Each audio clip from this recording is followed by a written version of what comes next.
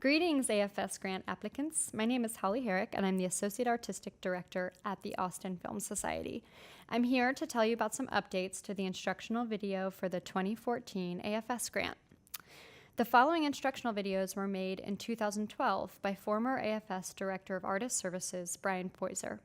While the videos are still about 95% accurate for the 2014 grant application, there are some important changes that you should note before watching the videos, as well as some new requirements. Please note that the following changes have been made to the AFS grant for 2014. Number 1. The AFS grant was formerly known as the Texas Filmmakers Production Fund, or TFPF, and so it is referred to that way in the videos. Last year, we changed the name of the grant to the AFS grant. Change number 2. The Alpha Cine grant, which was an in-kind package of goods and services, is actually no longer part of the AFS grant.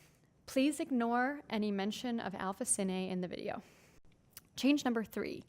The MPS Camera Austin has partnered with AFS to offer a $10,000 goods and services package as part of the 2014 grant.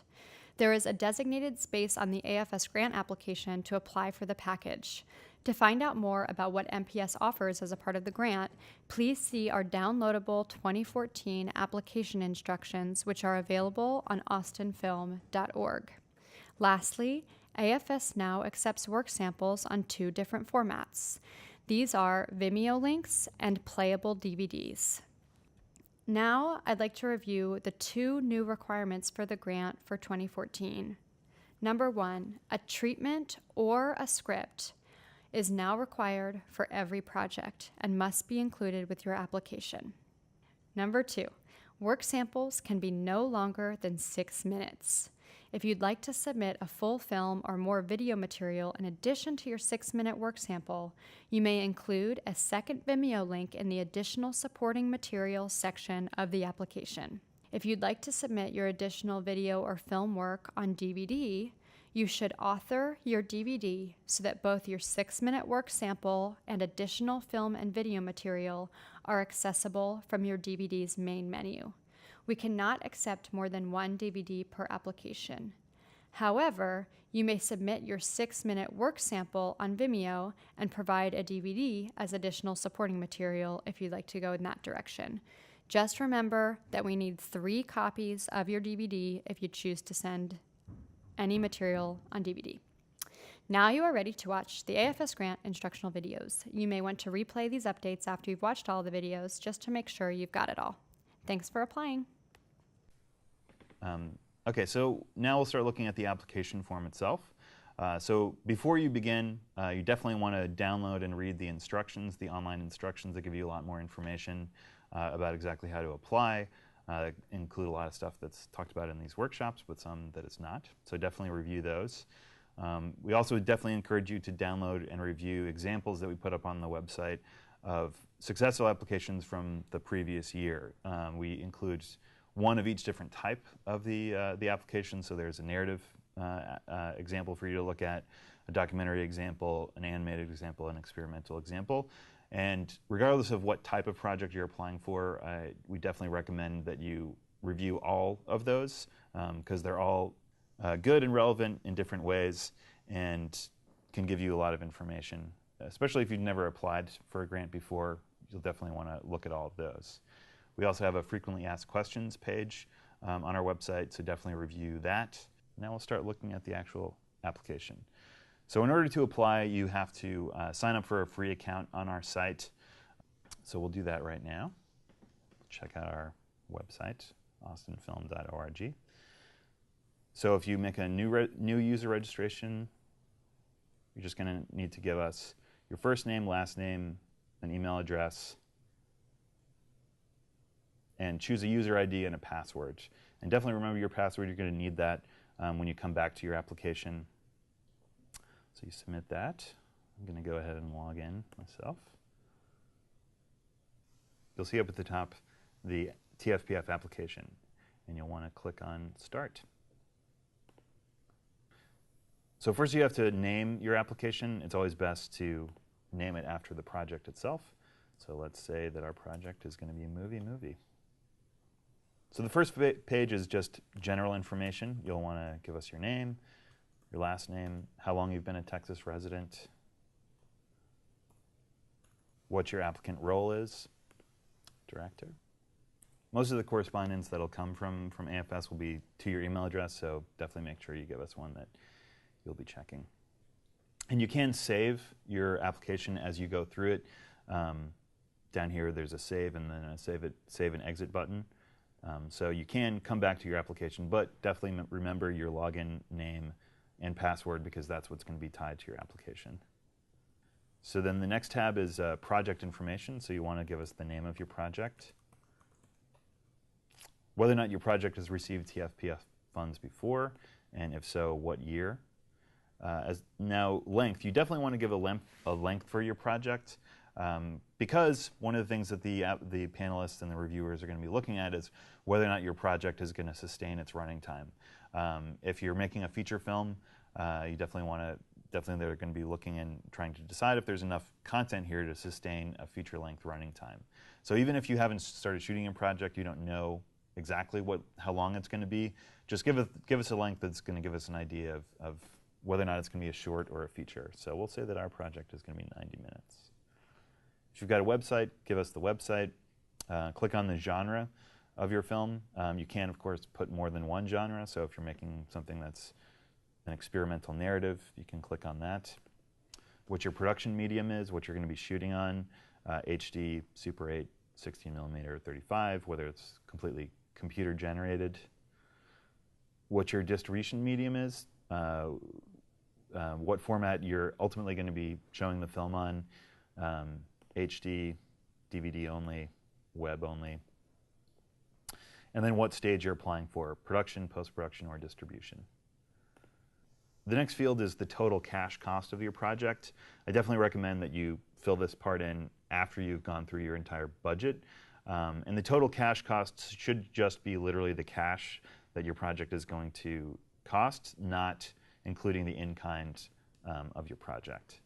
So we'll say that this project is going to be $30,000.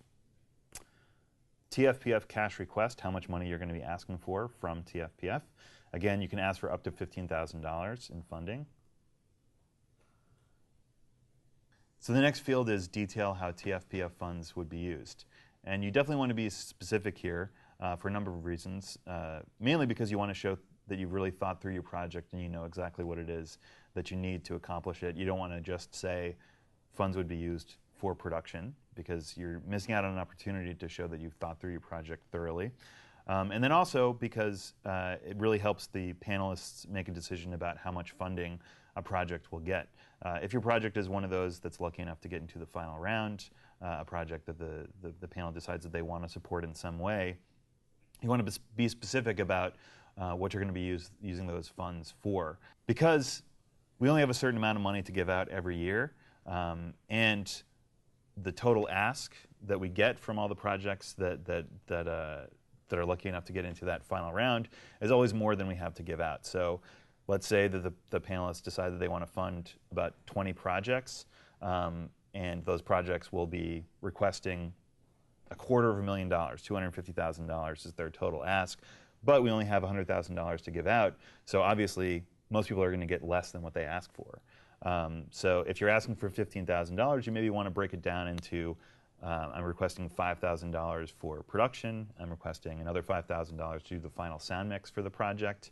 And then the panel will be able to decide, okay, we can't give this filmmaker the full $15,000, but it's really important that they're going to have a great sound mix. So we'll give them $5,000 to complete their sound mix. If you're requesting funds from one of our partners, you want to put in the request for how much you're asking for from them. It's definitely not required. You don't have to ask for those things.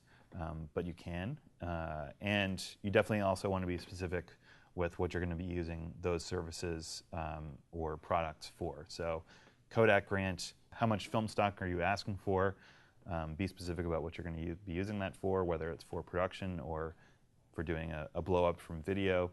Same thing with Alpha Cine. If you're requesting money for color correction, you'll want to be specific there. And then the last field on this page is the brief project summary. The brief project summary is definitely an important part of the application. You want to be clear, describe what the project is. Is it a narrative feature? Is it a documentary feature? Is it a short film? Tell us what the movie is about. Think of it as a festival synopsis or a description on the back of a DVD. Give us a sense of what the film is about, why it's interesting. There is a maximum number of characters, so you really do want to be brief. 2 to 3 sentences is the ideal length. And one other reason why the brief project summary is important is because if your project isn't selected for the second round of review, again, it's not completely out of the running. We do send a condensed version of the application, of all the applications that don't make it into the second round, to the panelists to give them an opportunity to pick out any that sound interesting to them. So the brief project summary that you include here is basically what they will make that decision based on. So you want to make sure that it's something that's clear, intriguing, interesting, compelling, that maybe will help you get into that finalist round if you don't make it into the second round.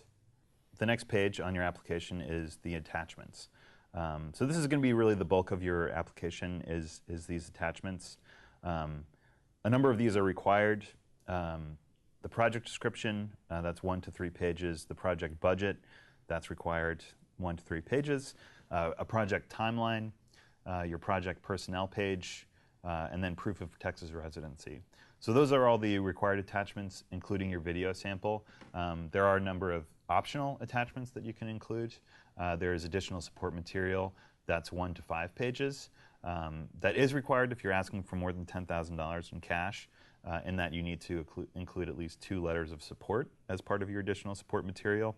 Then there's also a treatment or a script. For a narrative project, I definitely always recommend that you include a script. It's unlikely if you have a feature-length script that the panelists or the reviewers are going to have a chance to read the entire thing, but sometimes they do, and sometimes that really is a defining element as to whether or not they want to fund the project. If it's a short film, 5 pages, 10 pages, it's likely that they will read the entire thing. And that's always a very helpful thing as far as making a decision about a narrative project, whether or not they're going to support it, especially if you haven't actually shot your project yet and you don't have that to show as part of your video sample. The script will really help the panel determine whether or not they want to fund the project. And then finally, there's a status report, and these are for previously funded TFPF projects. So if you've already gotten a grant from this project, you're asking for a second grant of support, you'll need to give us a status report for the grant that you got before.